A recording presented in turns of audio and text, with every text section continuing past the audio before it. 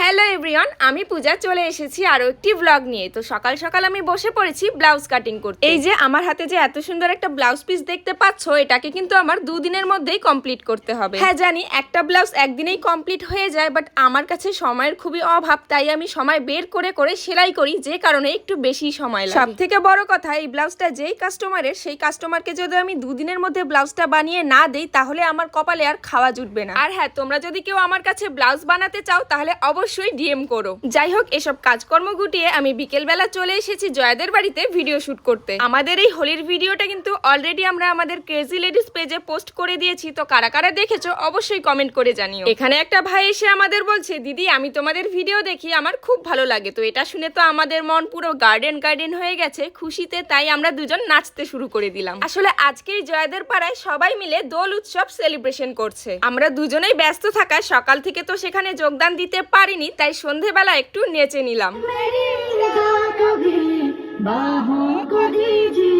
নাচের ঝোঁকে আমি তো ভুলেই গেছিলাম যে বাড়িতে আমার একটা ব্লাউজ আমার জন্য অপেক্ষা করছে। তাই এসে আমি 5টা মিনিট বসে রেস্টও করিনি, সোজা বসে পড়েছি ব্লাউজ সেলাই করতে। আসলে জয়াদের বাড়িটা এতটা দূরে যে আমার সেখানে সাইকেল চালিয়ে যেতে আসতেই অনেকটা পরিশ্রম হয়ে যায়, তারপর এসে আবার সেলাই, মানে আমার লাইফটা পুরো তেনা তেনা হয়ে গেছে। আজ ব্লাউজটা কিন্তু আমি পুরোপুরি কমপ্লিট করতে পারিনি, তবে যতটুকু পেরেছি কাজটা এগিয়ে রেখেছি। শুধু এটা নয়, এটার সাথে সাথে আমি আরো একটি ব্লাউজ বানিয়েছি, যেটা আমি অলমোস্ট কমপ্লিট করেই রেখেছি, শুধু হুক আর লটকনটা লাগানো বাকি। এই কাজটাও আমি আজ রাতেই করব, কারণ এটা আমাকে কালকের মধ্যেই দিয়ে দিতে হবে। তো আজকের জন্য এতটুকুই, দেখা হবে নেক্সট ব্লগে। Tata, bye bye.